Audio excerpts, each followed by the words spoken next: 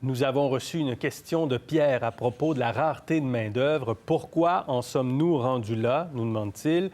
Comment se fait-il que cette rareté, cette pénurie de main-d'œuvre n'a pas été prévue? Bien, d'abord, il faut dire que ça fait des décennies qu'on évalue quand même au Québec les effets à venir du vieillissement de la population. On dit qu'on a un vieillissement parce que la génération des baby boomers est très peuplée et arrive à la retraite presque tout le monde en même temps, finalement. Et comparativement à d'autres sociétés dans le monde, la part des 65 ans et plus augmente rapidement présentement au Québec. Donc, on a des économistes, des démographes, l'Institut de la statistique qui ont projeté depuis longtemps le passage des baby boomers à la retraite. Ils ont mesuré l'impact théorique sur l'économie et on sait que la croissance économique va ralentir parce qu'on aura de plus en plus de gens à la retraite, pendant que la croissance de la population active, les gens qui travaillent ou qui recherchent un emploi, cette croissance-là va ralentir, voire s'arrêter.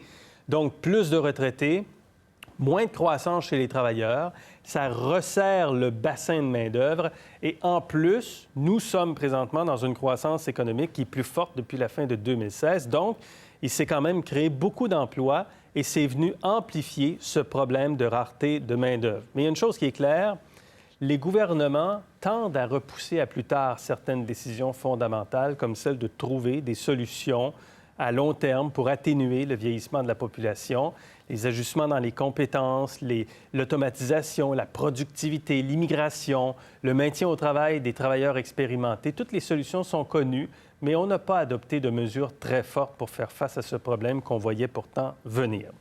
Voilà, j'espère que ça répond à votre question. Si vous avez d'autres questions sur les élections, vous pouvez nous écrire à vosélections@radiocanada.ca.